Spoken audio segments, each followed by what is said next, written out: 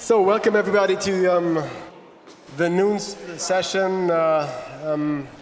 Thank you for attending and taking the time to hear us talk. My name is Marc Vogel. I'm the head physician of the addiction department in Basel. It's my pleasure today to introduce our two speakers. Our topic today will be heroin-assisted treatment in Switzerland, from heroin-assisted treatment in Switzerland to reimagining the British system of heroin-assisted treatment. In case anybody wants a food bag, I think there's lunch bags around. There used to be yesterday, maybe not.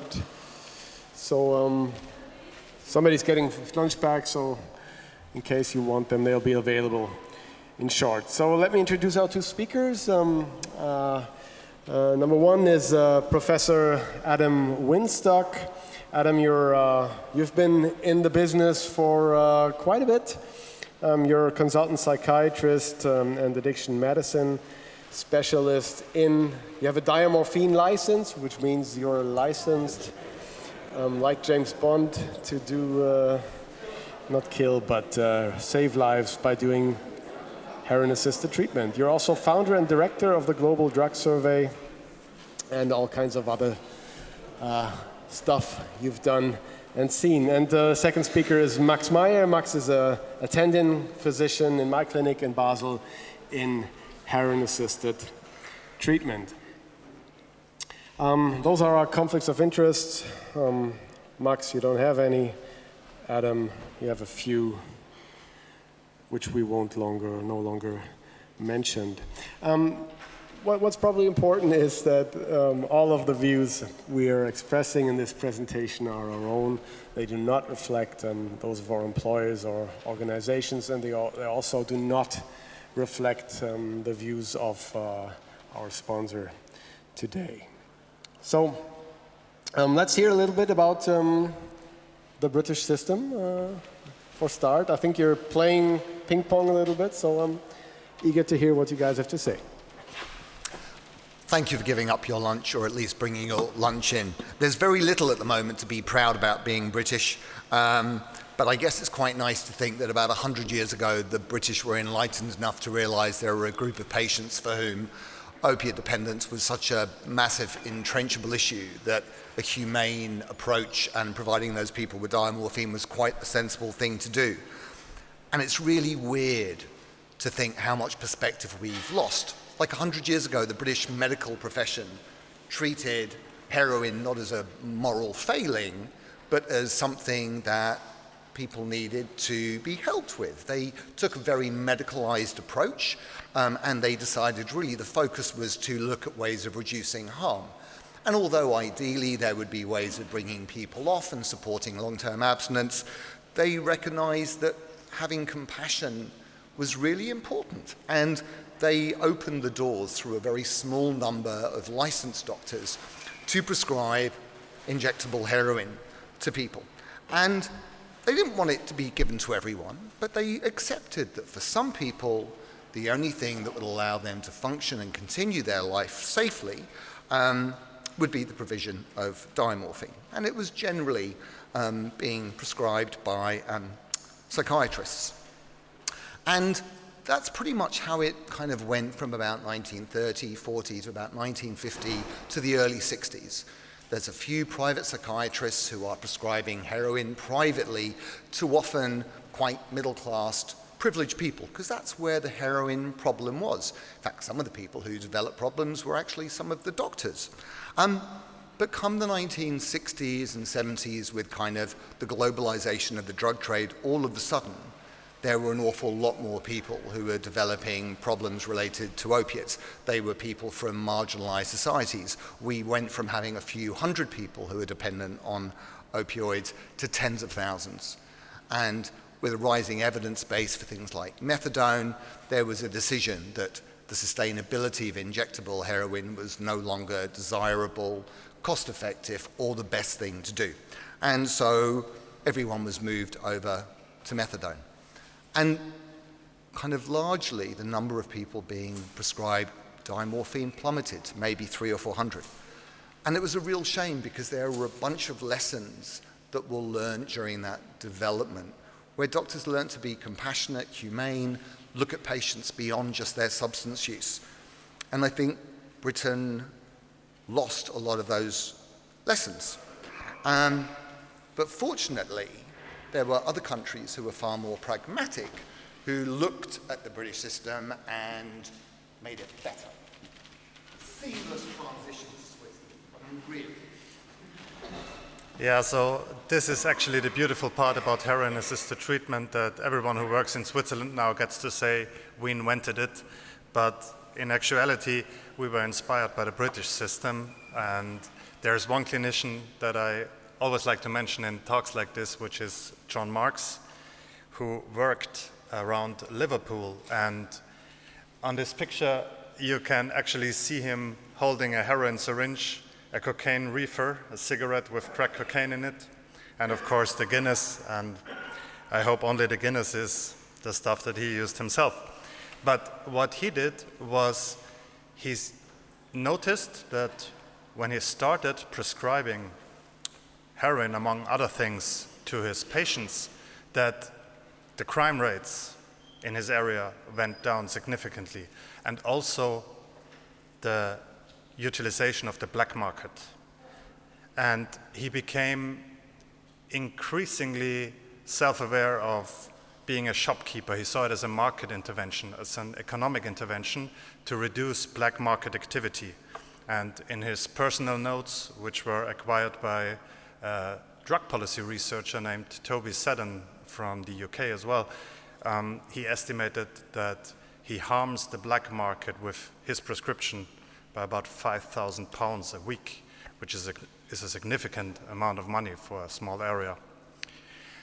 The problem with John Marks was that he became increasingly outspoken and increasingly provocative. And in 1992, he gave an interview with CBS in their 60 Minutes format, where he was asked, what do you say to your critics who would tell you that you're basically a dealer, a legalized pusher? And he said, yeah, I would agree. That's what the state of England is expecting from us. And the choice that I'm being offered is drugs from the clinic or drugs from the mafia. And he got into a lot of trouble for that. There was political efforts now to get rid of his license, terminate the contract of the clinic that he was working in. And that's what finally happened in 1995. So he moved to New Zealand afterwards. But before all of that happened, he was visited by a delegation from Switzerland in '89, and they visited John Marks because that was the situation in Switzerland. These are very famous pictures from the Platzspitz, which is a public park. It's beautiful nowadays, but back then it was one of the largest open drug scenes in Europe. And efforts to close it down failed. When they finally did, the whole scene shifted to a train station and continued from there. And it was obvious that some kind of solution was needed because people were just openly using drugs on the streets. And John Marks told the Swiss folks who were planning to introduce heroin-assisted treatment, yeah, listen, this works. And they also visited John Strang, which of course is a really famous scholar. And John Strang in London, he was more on the careful side, and he advised the Swiss, to my knowledge at least, I wasn't there, to make this a more clinical intervention and use a more careful approach. So the Swiss did the in-between thing between both of these strategies, and they started the PROVE trial, which scientifically had its weaknesses, but it was an observational study that in the end showed that heroin-assisted treatment is safe for patients and staff alike. It's able to reduce criminal activity. It's able to reduce illicit drug use for those who are unable to stabilize with traditional opioid agonist treatment. It's cost effective, which is an important part. And it increases other health issues, social health issues like homelessness, job market integration as well. The image that you can see here is from the Janus in Basel, which moved to a more modern facility in 2024. But from the day of the PROVA trials, when the PROVA trials started in 1994, up until 2024, we used the same facility, and this is what the injection room looked like. Ever since the PROVA trials, there were a lot of other studies confirming the Swiss results. The Netherlands, of course, which added inhalable heroin. They were the first country to do that, and they do it up to this day.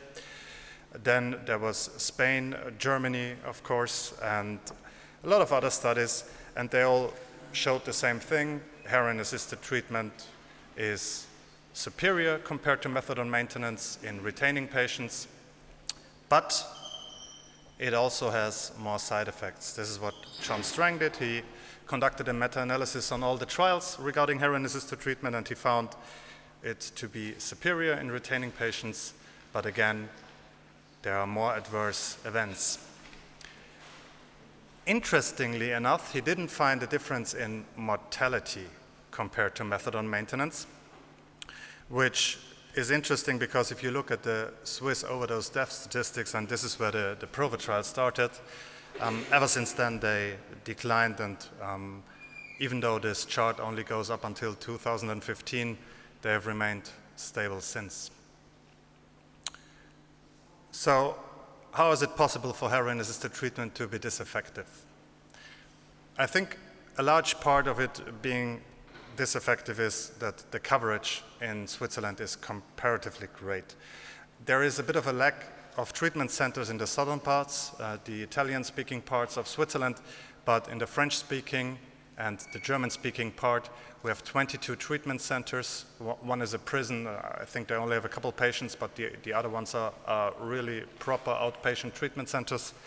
And just to compare this to the US, where they have the overdose crisis going on currently, you could probably see that a huge amount of treatment centers would be needed in the US to achieve this density. And the high density of these treatment centers leads to pretty good coverage. So we suspect that we have about 70 to 80% of all individuals suffering from opioid use disorder in Switzerland in treatment, and it's about 10% of all of these patients who receive heroin-assisted treatment, only 10%. And this might be due to the legal criteria for heroin-assisted treatment in Switzerland, which are still in place today.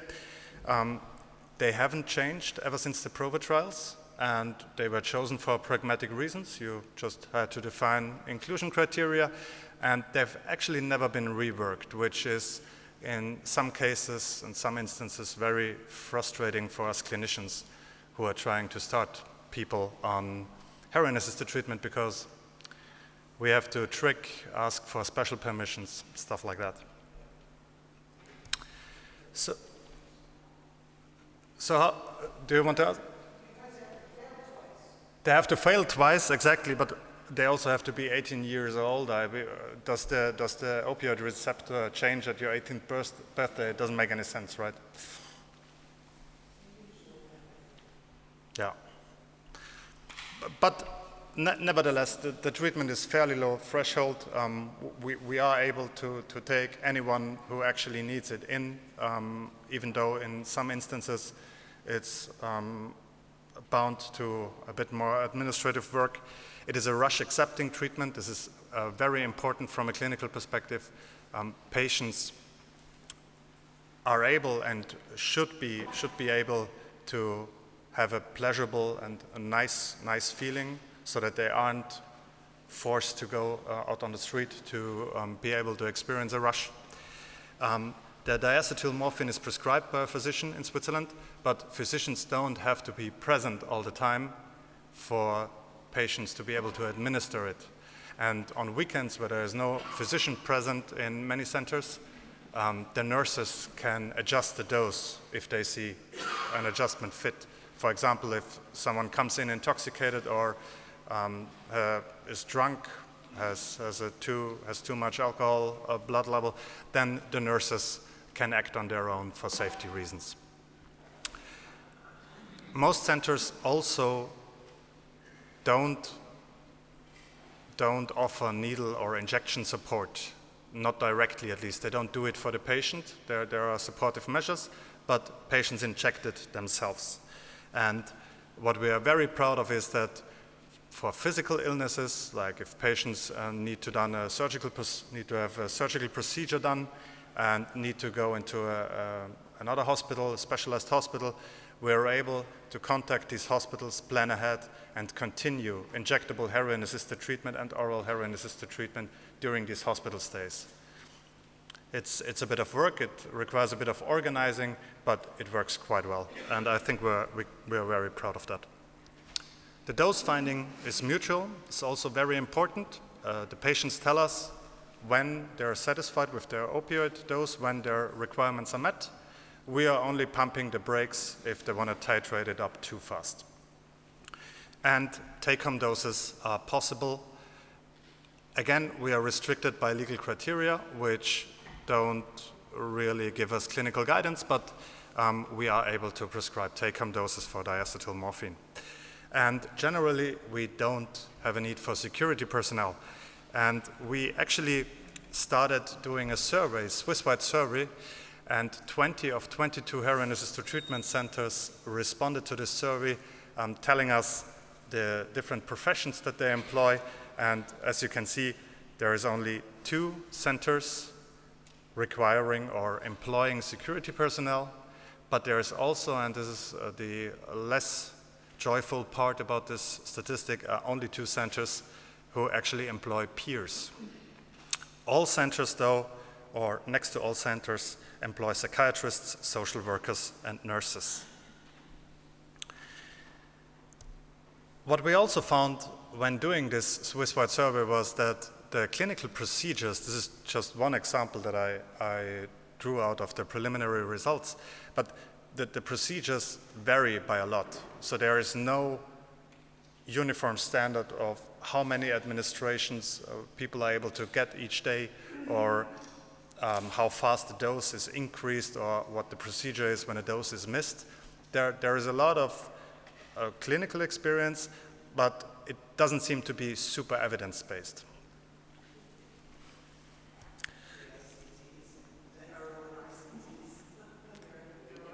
No, they don't offer any guidance in this regard. So, regarding the medication, we have the liquid injectable solution available.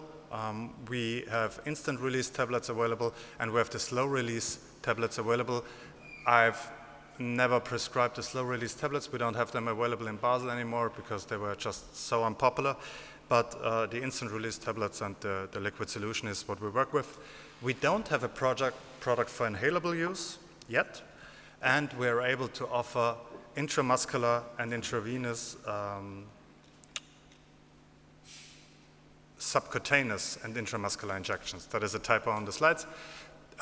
Because some patients have deteriorated peripheral veins, they are not able to inject anymore, but they still require a rush, which is, it often leads to them searching for a vein for 20, 30 minutes, still being unsuccessful. We started using vein scanners, which is a super cool technology, and it helps some patients, but others, they just start to inject subcutaneously or intramuscularly. And recently, we started prescribing intranasal diacetylmorphine. This is one of the syringes with an atomizer screwed on top of it, and patients are able to sniff the injectable solution and be able to use a less harmful route that way. This is my boss Mark talking about this exact same thing just yesterday. I didn't know that, so you have to excuse me if it gets a bit repetitive. But the main point is, since people are aging, and they're aging by about 0.7 years every year, the heroin-assisted treatment patient population, they also develop new problems, sometimes geriatric problems, chronic illnesses like COPD that are reducing your oxygen levels in the blood are probably a bad combination if you also inject heroin, which then again also lowers your blood oxygenation, these are just medical safety concerns. So we want to offer something to this aging patient population to be able to continue experiencing a rush, but maybe in a less harmful way than injecting intramuscularly. It's also inspired by statistics that we found from the safe consumption rooms in Basel, where we've seen over the past couple of years that the popularity of injections there went down and the frequency of injections went down, whereas nasal and inhalative increased slightly. And since we can't offer inhalable diacetylmorphine, we can at least offer the nasal administration now. So how does it work? As I said, it's pretty straightforward. It's an atomizer. Patients get their liquid. We adjust the dose to convert it to lie somewhere in between oral diacetylmorphine and intravenous, because some of the nasal diacetylmorphine gets swallowed if the capacity of the nasal mucosa is exceeded, and then patients are able to sniff it, and most of them, after a couple administrations, they develop their own techniques and they become experts on their own, so we just let them experiment with it. And as of today, we have 200, this is outdated already, it's 211 now, patients participating in the nasal heroin-assisted treatment study in Switzerland. We have 17 of 22 centers who are participating in this project, and we have found it to be very safe so far. We have recruited a couple new patients who never came in contact with us because we didn't offer anything that was attractive to them, and now that they are able to sniff, they started heroin-assisted treatment even though they weren't in contact with the treatment system before, so that's really, really nice.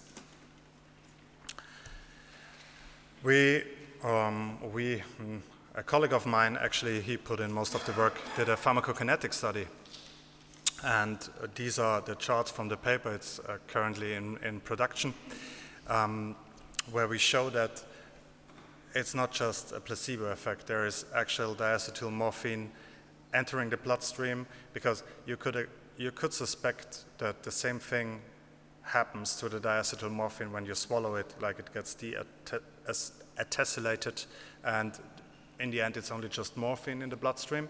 That's not the case with nasal diacetylmorphine. There's actually heroin entering the bloodstream, and it correlates quite well with the onset of subjective effects. This is some old data, again, to underline how the routes of administration in our heroin-assisted treatment center changed over the past couple of years. This is data from 2017, and as you can see, about 2/3 of all patients used some form of injectable liquid and either combined it with tablets or used injectable alone, and this has changed quite drastically.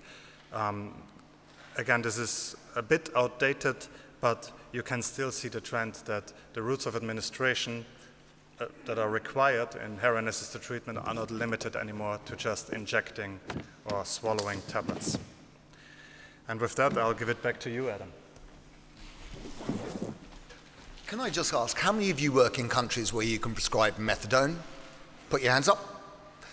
How many prescribing some form of buprenorphine? And how many can prescribe diamorph anywhere in the country?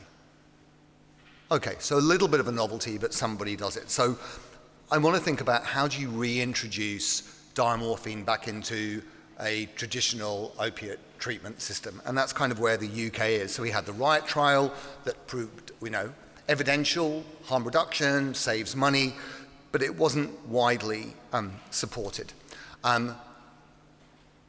So I've been doing this for a long time. The treatment services I am involved in today are probably less good than they were 20 years ago.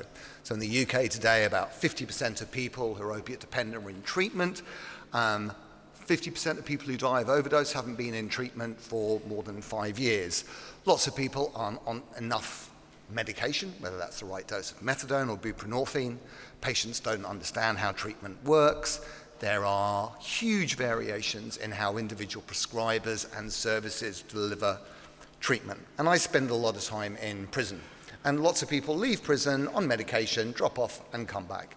So honestly, I would give the UK kind of a C+ for treatment delivery. It's not very good. And we have this evidence base for diamorphine-assisted treatment. And so up in the north of England, there is a place called Middlesbrough. I mean, I honestly wouldn't go there on holiday if I was you. It's not exactly the nicest place in the world. Lovely people. But in 2019, you were more likely to die of a drug overdose than you were of a car accident. It was an area that had endemic poverty, marginalization, and huge levels of crime. And really uniquely, the police commissioners and the health department went, there is an awful lot of economic cost to the community for prolific offenders who are using heroin, committing crime, going into prison. And these people are not being engaged in treatment. So they took the radical idea of setting up a heroin-assisted treatment. And within the first year of that service setting up, the majority of the people who were receiving Diamorph had stopped using illicit drugs and hadn't gone back to jail. It was done with my mate Danny, who I now work with in Cranston. So lots of really good evidence. But resources, politics, ideology, and people are thinking, is this the best use of money? Are we really getting the people in treatment we want? And despite really good evidence, they shut the service down at a time where people were just developing enough expertise to understand what to do. So about 4 years ago, an organization I work for Cranston, got funded also by the police commissioners. And so we've now been running the only kind of diamorphine clinic in England for the last 4 years. There are differences. We are not Swiss. We don't speak 4 languages. We don't have 4 pillars of kind of public health. And everyone who starts on injectable diamorphine also has to be on methadone. And the people we are seeing are people who have never engaged in treatment. They have been in and out of prison. They are not using just heroin. They're using crack. They're using benzos. They're using alcohol. They're using pregabalin. They are people who are likely to die in the next 3 or 4 years. You have to be a current injecting drug user, and the average age is probably in their 40s. We have more men than women, and they generally start when they're on a dose of 60 or 70 milligrams of methadone. And people have the option of coming in once or twice a day. But because they've got so many other problems, we have to manage that risk. So my priority as a prescriber is don't kill your patients. And when you're prescribing Diamorph, that makes people really worried, particularly where they're using a range of other drugs outside. And so you have to develop kind of policies and guidelines. But you've also got to think, how do you set up a system that engages a group of people who have never stayed in treatment, whose belief is that treatment providers don't really understand what they want? And so I'm lucky, I work with a really nice bunch of people, and we meet online every 2 weeks. I'm the supervising prescriber. And we have tried to understand that we have to provide people something that is attractive and meaningful. So Max spoke about giving people a little bit of euphoria. I heard the term euphoria-assisted treatment. I mean, the idea that doctors are prescribing drugs that people are getting a buzz off as part of a therapeutic intervention is a little weird. I don't have a moral judgment. If that's going to be the lollipop that brings you into treatment and lets us start dealing with other things, that's actually a really good thing. But you've got a bunch of people who are on methadone, who are using benzos, pre-gab, who are injecting heroin and crack, and you've got to find a way with a small number of staff of safely inducting those people onto treatment. And in order to do that, you have got to develop a trusting, transparent relationship with your patients. Now, trust is earned on both ends. And one of the things that the team has been able to do really well is being able to say to patients, you can be honest with us and you are not going to be punished. So if you're a country who's thinking, we're not getting enough people in treatment, we need to think about expanding the options, I just want to quickly run through what you might need. You need a good, reliable supply of diamorph. You need some policies and procedures that are acceptable within the regulations. You need to choose your patients. And the patients you're going to choose are really high-risk patients. But that's okay, because they are the people, if they're not in treatment, who are going to die. You need really good staff. You need staff who are curious, competent, who are flexible, who are compassionate. And those things are not always as common as we want. And you need to train your staff. You've got to explain to patients that actually being in this treatment is potentially a pain in the ass. People have to turn up once or twice a day. You've got to manage issues of the media and possible stigma. And you need to train and educate your patients. Our patients do not understand the fundamental basics about how many of our medications work. And if you want to make a patient group truly make informed decision making, we want to be transparent about the pros and cons of all of the medications we offer. And we always want to be nice. We've learned to be much more flexible, and we've learned that the best way of inducting people onto diamorph is to be really open with them. So I visited the heroin clinic in Denmark, and I was interested how staff would do assessments pre and post diamorph. And they had like little stick pictures about how kind of drowsy and dopey people looked. And they've been doing it for a long time. But when you're trying to introduce it into a system where you've got to kind of communicate with staff remotely, we needed to develop a different way of assessment that wasn't a pain in the ass for staff or the patients, but was also meaningful. So we created something called the DEAL, which is the diamorphine effect assessment level. And basically this is a scale that's rated from 1 to 7, that is rated by the patient and by staff. And it's basically about how much of an effect does it look like you get after you've got your opiates. And when you start, very often people get 100 milligrams of diamorph, they don't feel anything. They're sitting there and they're alert and they're disinterested and then probably not going to come back. What we really want to do is get to that point where patients feel an effect come on, whether it's intravenous or IM, and generally most people are stabilizing when they get to a dose of 3 or 4. It's been a very useful tool that is acceptable to patients and to staff of communicating when we're getting to the right dose. It's also really helpful when you have a patient who's been stable on a dose of 250 milligrams, twice a day, who suddenly comes in one morning and instead of after their dose they have a DEAL score of 3, their DEAL score is 6, and you can go, what's different today? And maybe they've had pregabalin or benzos. It allows clinical decision making to be transparent. It allows you to understand when you need to reduce the dose, when you're looking for additional toxicity. So tools like this, I think, are quite useful. But what I've really taken away from working in this clinic is that there's a whole bunch of other things we can learn to make treatment delivery better across the board. Most people aren't in treatment because being in treatment is a pain in the ass. People are glued to services. We are not very compassionate or understanding around how to make treatment attractive to patients. They don't understand how it works. If you ask most patients, does methadone rot your teeth and rot your bones? They will say yes. If you ask most patients whether waking up in the morning but with a bit of withdrawal is an occupational hazard of being on methadone, they will say yes. And we have a role of educating our patients so they understand how to get the most out of medication. It would be nice if we delivered medication at optimal doses. I'll come back to that. There is no one that I see who has a single opiate-dependent disorder. There are huge rates of comorbidity which we just skip over. So many of them are just immensely treatable. ADHD, really treatable.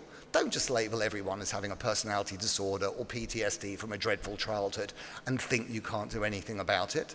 And if you are a psychiatrist who is going, well, I'll need to refer those to my dual diagnosis colleagues, you cannot be a general psychiatrist and do your job if you do not understand a little bit about drug and alcohol. Because 2/3 of people in general psychiatric services have got problems with drugs. It's not that difficult.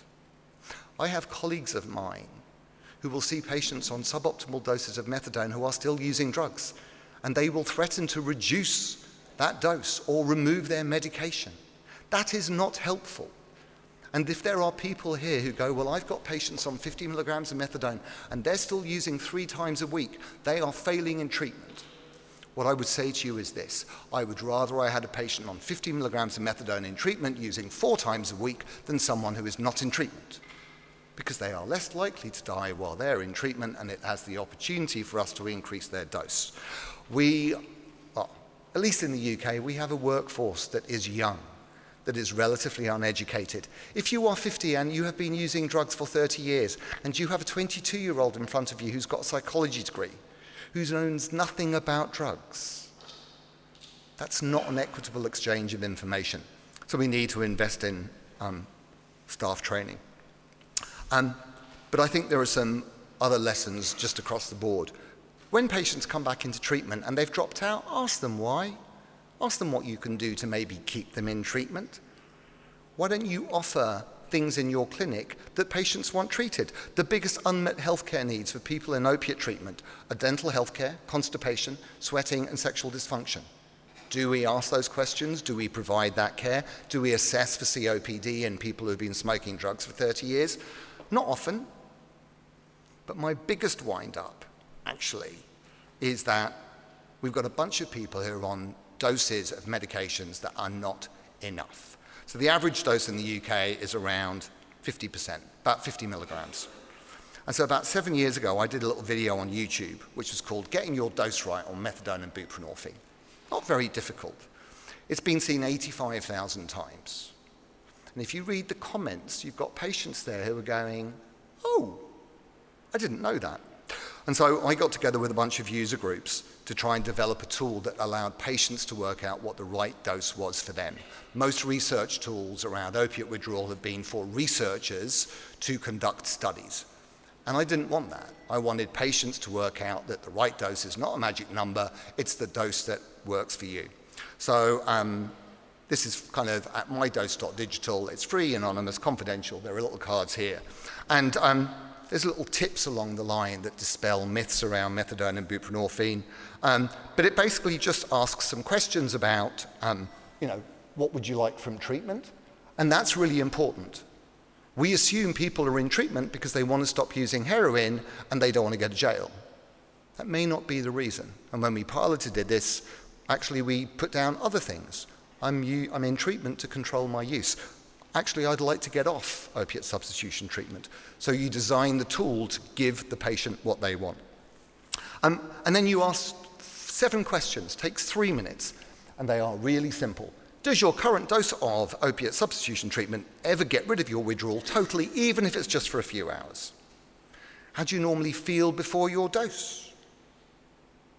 How relaxed are you if you can't get your dose for 28 hours? Why 28 hours? Because you don't want to have a dose that lasts 24 hours a day. It is not a life if you have to be at the pharmacy, at the clinic at 9 o'clock in the morning every single day.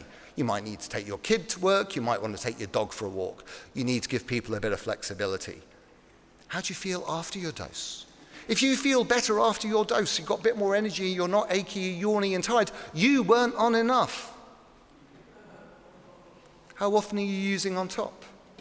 How much of an effect do you get if you use on top? How often do you think about using? Really simple questions. And then there's one more question. I told you I'm paranoid about killing people. So we say to people, how do you feel after your dose of methadone? If you feel sick and sleepy and a bit stoned, maybe you're on too much. Anyway, you then get a little score. And the score is 0 to 20. The perfect score is 0. Because 0 means you have to change your dose by nothing. And basically there are bands.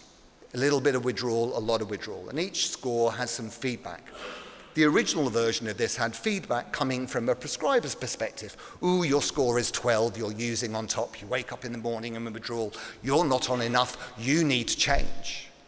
And when we piloted it with users, they just came back and went, great, you're just like every other doctor. You're making us feel that we're failing in treatment and you are taking our choice away. It's like, ooh. And so every band of feedback has a patient's perspective, which is, you know what? You're feeling a little bit, if that's where you are at the moment, that's okay. At no point do you make them feel they've failed, but you give them the option to explore maybe changing their dose. And the idea is that you do this with your staff and then patients, and sequentially, people go, ooh, I'm not comfortable, maybe I could be better if I increase my dose. So this is being piloted and evaluated, and the sad thing is the majority of people are not on enough methadone in the UK. We've got the vast majority of people who are significantly underdosed. We asked people what they thought about it, and what was really important for us is most people went, this is an accurate assessment of my stability in treatment, it makes sense, it helps me understand how to get the most out of treatment. But most importantly, 70% of people went, as a result of this, I'm going to go and talk to my prescriber. And that's what happened. And about 2/3 of those people have increased their dose. There's one thing creating something that's useful for patients, but if you create something that's a pain in the ass for your staff to use, they won't use it. And the nice thing here is that staff went, actually, this helps us have conversations with patients and to move things forward. And for me, that's the takeaway here, is that we have to learn to be much more transparent around our decisions, and we have to be much better at giving people agency over their prescriptions, while of course making sure we don't do things that bring them to harm. And I think the wider the range of treatment options we have, and the more honest we can be in those conversations, I think the better we will do in terms of helping people stay in treatment and not dying, and having a happier life and becoming a citizen. So, what are we looking for about things in the future? Things to improve in the future for Switzerland are a bit more brighter and advanced from the image what you've told us.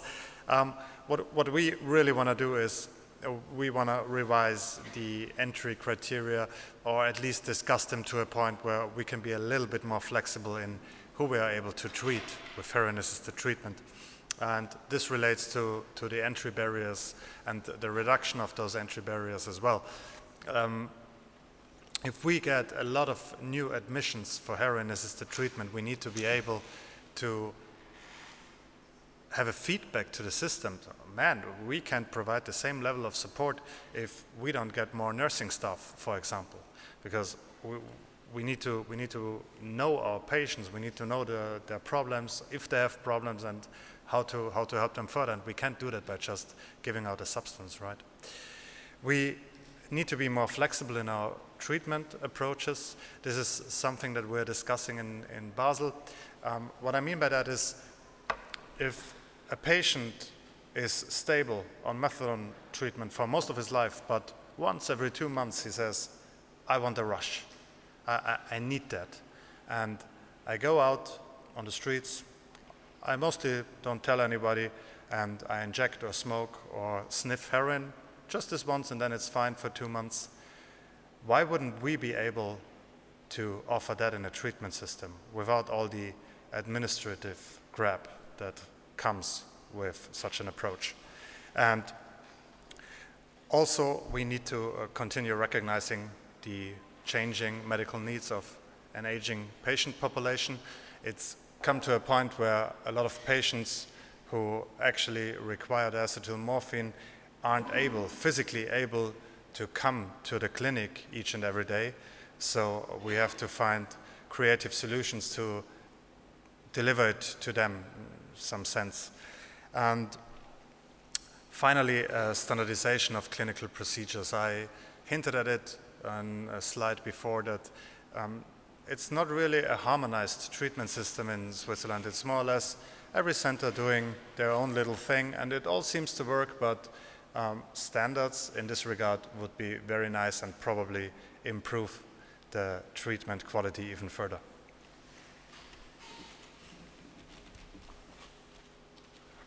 Oh, the two other things I forgot is that I told you I was really paranoid about killing people. And so you become like risk averse. It's like, oh, I can't do this. It's like someone might die. If you're prescribing diamorph, like you just can't do that. So I think it's a case of just kind of becoming risk aware. There are things that you can and you cannot control, and those decisions you make as you adjust doses, I think, have to be done transparently with patients who need to understand that while you really want to protect them, you also want to protect yourself from landing in court. That's where good, consistent policies happen. I still think the biggest change we could all do is just do the simple things well. There's so few places I go where I just see the treatments we have used in the best possible way they could be, and that really frustrates me. And I just think we currently have a bunch of medications that work really well. We're just not as good as getting the benefits out of those as possible. But the nice thing is, everyone in this room has the capacity to change the next conversation they have with their patient or their clinic manager, and that's how I think we bring change about. So thank you.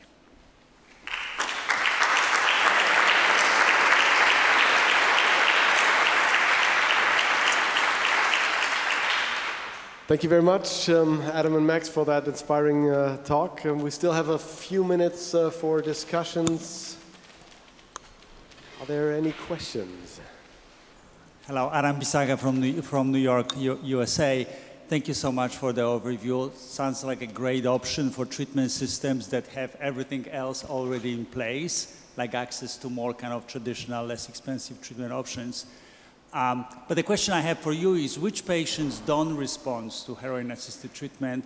What are the modes of failure, and what have you found out that you can do for the patients who don't do well in your treatment?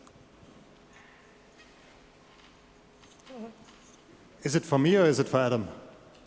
Fine. Like Max, you have more experience. I can speak from the Swiss experience, and we have the problem child in substance use, which is cocaine, and in recent years it's crack cocaine. We have a lot of clients, because we don't see them in a clinical setting, we see them in outreach contacts, who their main drug of choice is stimulants, crack cocaine or cocaine, and we are unable to offer that. We are unable to offer pharmacological treatment, and heroin, of course, there's the physical dependence, but the function of the heroin use is more or less make them calm them down from the excitement and the stimulants of the cocaine. So those patients, we often find ourselves having trouble attracting them to treatment. They also have a very disorganized, chaotic lifestyle. We are fairly low barrier, but we still have our structures. We have opening hours. We have 2 time windows a day in the city where I work, and many times these patients are unable to show up at these exact time points. So cocaine, in my opinion, is the big problem child. So like what % of patients don't do well, you would say? Can you give us a scope? I mean, there is a handful of patients who have phases where they get destabilized, and we see them less often, even though they otherwise attend daily. And this is where our alert system kicks in, and this refers to what I said earlier. We need to know our patients, because if we know that he is an irregular cocaine user and he has missed 2 dispensings in a row now, something's going on. We are going to call him, we'll reach out, hey, what's up, and check with other hospitals if he's inward there. So if you want to ballpark, it's around 10%, I'd say. I would say 10%. There's people that we don't reach, right. So they never enter treatment for various reasons, like cocaine, but also people that don't enter treatment because of the stigma associated with heroin. Like they're saying, oh, if I take heroin-assisted treatment, I hit rock bottom, which is, of course, utter crap. It's not like that, but it's the stigma that patients also associate with treatment, so we don't see those at all. And then there's people that we really engage in treatment, but they're still not doing well. They're still using on top, mostly it's stimulants and benzos, because there's not really a need to use heroin on top. That's the problem. And oftentimes it's younger patients who have larger problems, personality disorders, things like that, and who really take a year, 2, 3 years to really stabilize during treatment. Maybe you also... Yeah, I mean, I'd say it's crack cocaine, It's people in codependent relationships who are both coming in treatment where actually that whole nexus of that relationship has been their drug using together, and one does well, one doesn't, and then it's, do I give up my drugs or my codependent relation? So we've had a couple. And then the other bit is, okay, so I've now stopped using heroin. Now what? It's time, it's purpose, and where it's worked best is where we've been able to link those people up with education, employment, meaningful activity. It's like being drug dependent is a 24-hour-a-day activity, and it gives you a role. It gives you status in your community. And if we're asking you to give that up, then we have to fill your time with something that is meaningful and useful. And that's outside the prescription pad. Yeah. Well, thank you. Do you have fentanyl? Because I'm not quite sure how you could use 50 milligrams of methadone and even begin to cover most people. We have nitazines, same, patchy, inconsistent, probably about a death a day in the UK. I don't really think the UK has caught on to the idea that they're going to have to adapt their induction regimes, both for methadone and for Buvidal and buprenorphine in response to that. I'm astonished you have anybody in treatment on that lower dose. Oh, hang on. So no. I mean, the average dose in the UK 50. is about 50. Retention in treatment is certainly not good, but that barrier is partly driven by the patients who go, ooh, I don't want to go above 50, or I don't want a double habit, or all of those nonsense myths. But part of that's also the prescribers who go, well, no one needs more than 60. And yeah, I mean, buprenorphine, Buvidal are easier. It's easier to get people on a big fat dose. But the medication bit is the easy bit, and we don't do that well. It's everything else that you then need to offer to make someone's life meaningful. And I worry that even if we got the medication bit right, it just leads to lazy prescribing. It's, well, there we are, your opiate dependence is sorted out, so forget your adverse childhood events, your PTSD, your homelessness, and you've lost your kids and your kid. Just go off and be a person. Yeah. But the medication bit's easy. And it's not difficult. 80% of what addiction medicine is, I promise you, I reckon I could teach anyone in 24 hours how to do. It's not complicated. I agree.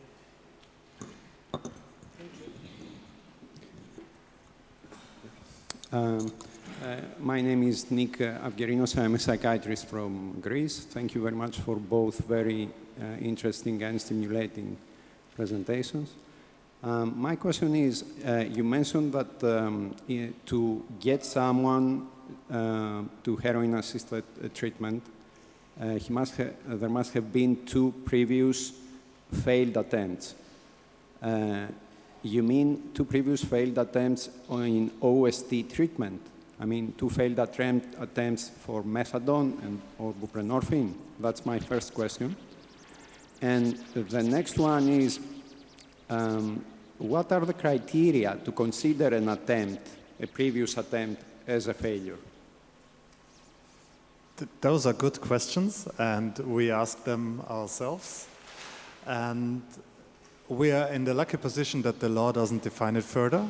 So we think that it is now our responsibility to define a failed treatment attempt. And we also count withdrawal attempts like inward treatment, where people are trying cold turkey, or accidental cold turkey after imprisonment, for example, is something that we can argue to the Federal Office of Public Health to count as a treatment attempt, because this is a withdrawal, even though not medically supervised. And the failure part is the continued use of heroin, not necessarily the cessation. So if someone is in methadone maintenance or on buprenorphine and continues to use street heroin on the side, but also continues attending his dispensing, we can consider that a failed treatment attempt. And this, for instance, must have lasted, say, for 1 or 2 years, or how long for? That is not defined by law. Yeah. So it's our responsibility. Thank you. Thank you. Yeah, hi. Thank you for the interesting talk. I have more like a practical question. Henning Fiekel from Itzehoe Hospital in Germany, addiction psychiatrist. So you're storing diamorphine with a high market value in your facilities. Have there been attempts by criminals to like steal it? Because that would be like a really high black market value. And how do you make sure that no criminals get their supplies from there? Or how's your experience with that? So the market value, even of the pharmaceutical diacetylmorphine, is still way below the market value of illicit cocaine. That's one thing to consider. Cocaine is way more attractive, and to my knowledge, in all of those years that heroin-assisted treatment has been available in Switzerland, that there wasn't a single attempt of organized crime to break in and steal stuff. But correct me if I'm wrong. No, you're right. There haven't been any attempts, and of course it's specially secured, and it's in a big, huge safe, and there's alarms and things like that. But we actually never had a problem with that, and we also never had a problem with security issues, like you illustrated. It happened a few times over in 30 years that we had to call the police, but it's really, really very, very rare, and it certainly doesn't necessitate the work of a security officer, unlike in other places. But it's also Switzerland, right? So in Amsterdam that might be different, or in Hamburg it might be, I don't know.